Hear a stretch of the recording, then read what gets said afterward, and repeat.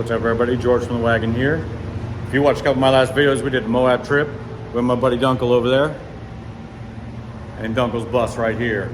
We were having some blow-by issues and whatnot, and we're gonna dig into that right now. This thing is a filthy, filthy mess. I mean, you can see that right there. Just how nasty the back of that bus is. You could write your name in if you wanted to. So, rear main seal's leaking. We're gonna be pulling that motor. We'll be resealing the gearbox on it. And you can, just to show you how bad that thing leaks. He was parked here for about,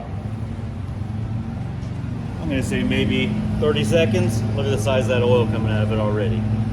So we're gonna take care of that. See what's up with it, get it running tip top again. All right, so this is the motor. She's juicy. She's juicy. And that's after being wiped up a bit, but you can see there how heavy the oil is collecting in some areas. And like I said, we got a rear main seal going out. So we're gonna take care of it. This is Dunkle's bus here, 2332, A1 Sidewinder, Berg sump, what are they? AC Industries rear brakes from Old Speed. We got an Old Speed mid mount on it. Old Speed drop plates in the back. Right now we're going to be messing with this motor. This is a damn Volks built, Eric Young built motor. He does excellent work. We're just having a problem with something. We're going to figure out what that problem is. So up front on Dunkle's, we got the Type E Motorsports. These are basically GM brakes that Type E Motorsports makes all your adapter plates and everything to put Camaro brakes on the front of a bus, and it works great. This thing stops amazingly. I think those are the same calipers I got on my GMC outside, potentially. And the beam, whose beam is that? Type E beam. Oh, Type E Motorsports beam as well. There you go. So that's what this thing's running for gear. 17-inch berms on it. He's got the KH66 mini tubs we did in the front of it. It's a cool freaking bus. It's a walkthrough. External Durale atomic oil cooler like I have on my bus. Tucked up next to the frame. We punch our oil lines in through the outriggers, grommet and everything. I run push lock lines on everything that we do here. External oil filter.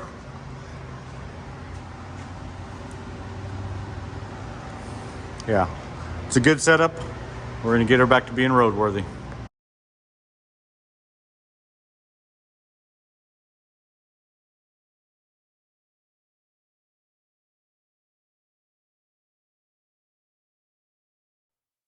All right, so we pulled the motor. It doesn't look like the rear main seal is leaking because it's very dry back there, but our bell housing itself is soaked to the core. There's literally a puddle on the bottom of it, and it's not gear oil. So I think maybe one of our plugs on the back of the motor might be out. We see a couple things that were wrong on takeoff. This coil mount, I can see a visible gap right there, so that most likely would have been puking out some fluid. We had a breather here that wasn't connected completely, which could have been puking all over the motor. But whatever's going on in the back, we're going to take this flywheel off to find out, because there's a couple of oil galleys in the back here that they get tapped and plugged.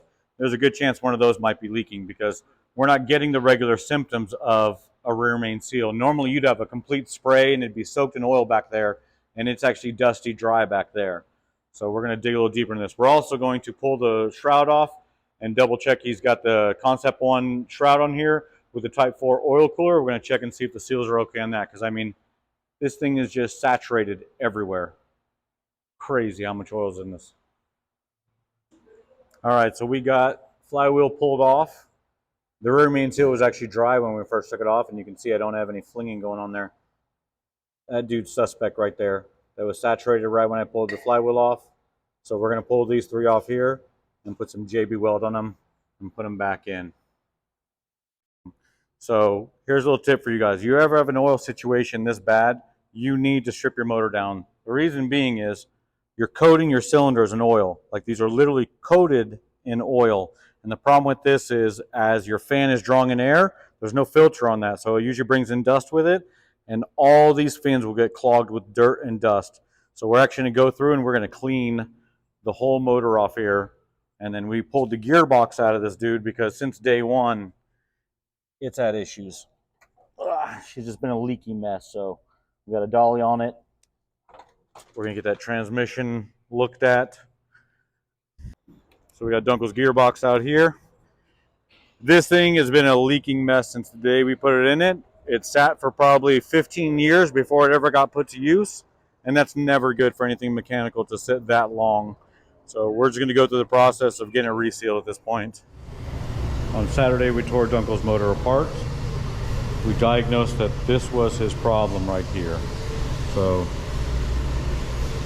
when he purchased this, now this is customer states, this is, I don't have any fact to back this up, but CB told him he did not need a gasket down there, and it normally mates here. We put this in place because we're going to take it outside and wash it. This is a pressurized area to some extent with what your breather is meant to extract. So we're going to put it back. We're going to have a regular fuel pump gasket on it with some 1211. So we got to clean all this up. All this oily stuff, if we don't, when he drives it, especially in Vegas with dusty roads, you will not even see these fins anymore. They will get covered with dirt and they'll no longer be effective in cooling. So first thing that we're going to do right now is take this outside and give it a good washing with some Simple Green, some Dawn dishwashing soap, get everything off of there. I got the kid taking stuff apart right now. We have all of his shrouding and everything removed. All this is going to get hand washed. So we got the kid over here cleaning stuff up in the sink, just getting the oil out of everything to make sure that we don't have an issue with grease buildup in the future. But everything on Dunkle's will be taken apart and cleaned. I'm going to take this dude outside and we're going to get her cleaned up. So we capped off all of our openings, so there's nothing that's going to allow water to enter the case. I also don't get crazy and spray a hose on it like a madman. I try to do a very delicate cleaning, but we got to get all of that grease off of there. All the oil. It's not even grease, it's oil.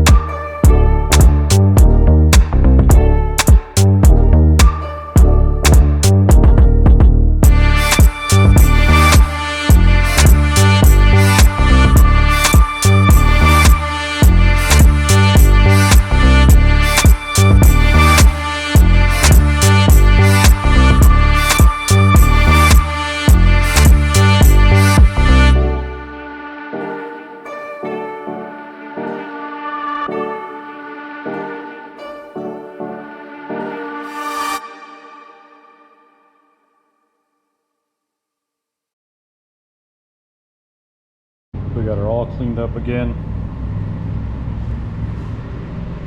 I'll come through here and detail a little bit of this stuff out with some brake cleaner and a rag. But there's no longer oil on top of these cylinders, so they should not collect any dirt. I also cleaned out the inside of this because we don't need this clogging with dirt either. So, as you'll see, I'll have some wipe up to do.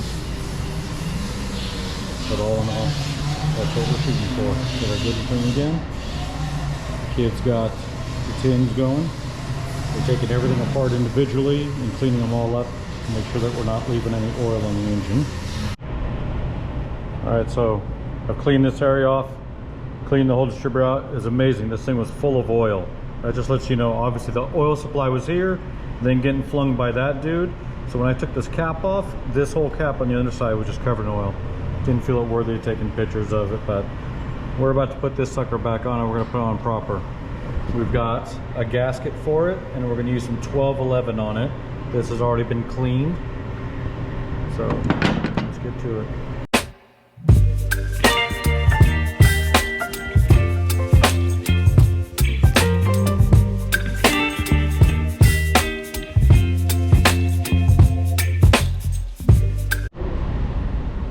So we've installed a coil slash breather fuel pump block off here.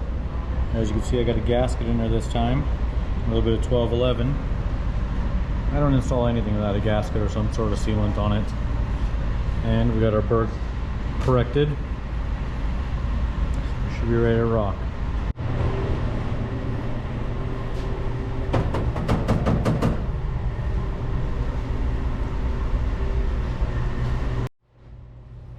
Right here is where the front pulley was leaking on it, and this is probably about a 1/4 inch thick of burned oil on there. And that's what we used to take that dude off. The toilet bowl cleaner made the exhaust muffler look brand new, and it even cleaned up the ceramic coated stuff. We might have got a little harsh there, but it was already burned so badly. But it all looks like new, ready to go back on.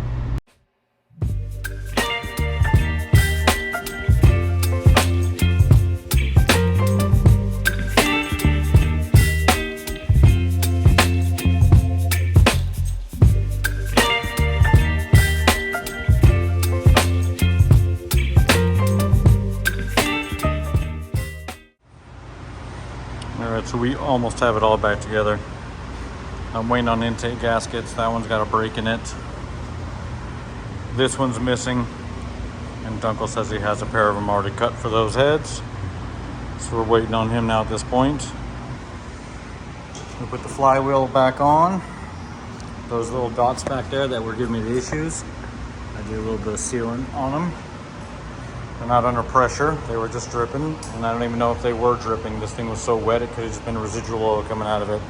Everything in this entire mix has been scrubbed down, so there's no oil on the surface to allow it to get dirty again.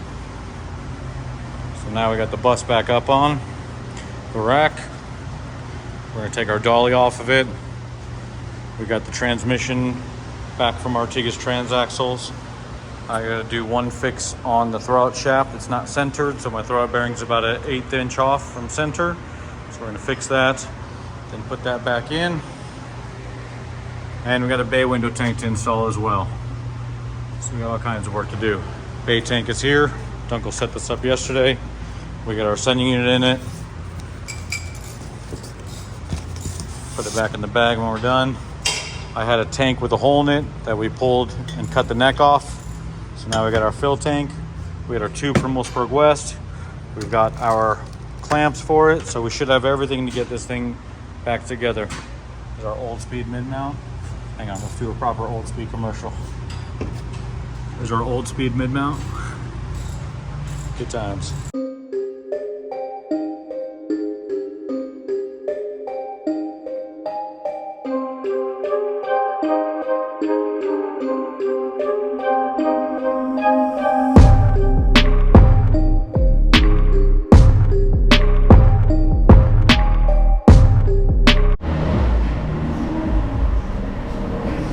Two new rotors we're going to put on the back of that dude.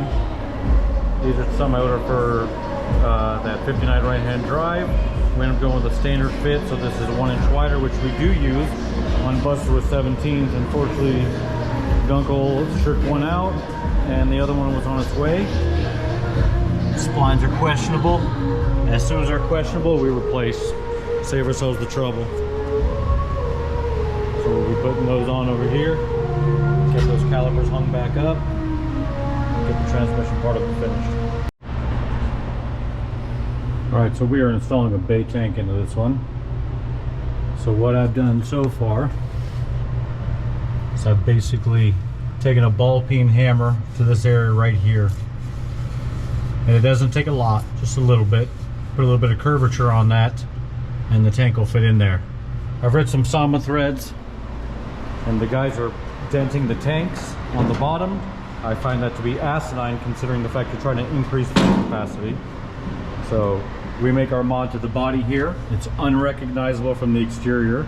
The tank will lay flat and touch on all these points here, and then we're going to make our strap extensions. For the breather, we got 3/8 line. that we bend into the shape that the original bay window had. I run this one up to the top. So this will vent back into the factory drain up by your gas fill. This is for Mossberg West. When Dunkle ordered it, he asked for the corresponding gauge that would work with his sending unit, so I'm not sure what they sent him, but we'll see how well that works. You can see here we're touching on the top. We want to put it in. It is a tight squeeze, but we can get it in there. Unless you want to replace this wire every time you take the tank in and out, I suggest you tape it off like this. Easily remove when we need to put it in its proper location. We're going to do the same thing with the actual sending unit wire. This we use to ground it like the factory one does above the tank. And then another brown wire will come off here that's going to connect to the loom. Unfortunately, in the last time we pulled his motor out, we found that wire sucked into this shroud here. So we got to replace it. Also, look at that clean fuel line job. Maybe I should wipe my lens every once in a while. Alright, so we've dented our tank, or I'm sorry, we've dented our body here. And what I did here is I took a generator strap where it's got that nice end welded to it, and then we got this end doubled over with the hole going through it and a body washer on there with a 13 millimeter holding it to the body. This will suck up all of our slack here, and another one on that side. I made both of those off of one generator strap. I just hammered these out on the anvil, got them flattened that, got the curve out of it on both of them, and then we punched the hole through it and folded the metal over here, and with the body washer on it, hopefully it doesn't rip out.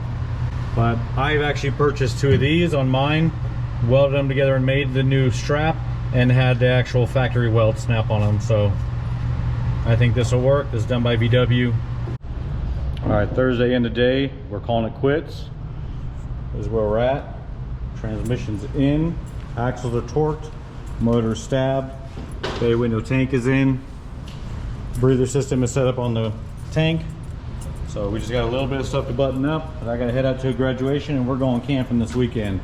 So this video will most likely be finished next week. You'll see the other half of it when we test drive and everything else. Dean Land's helped out. Jason Dunkle was hard at work on this thing all week. So we'll see where we end up. He's scared to road tripper now, guys. This is how it happens, dude. Don't get scared.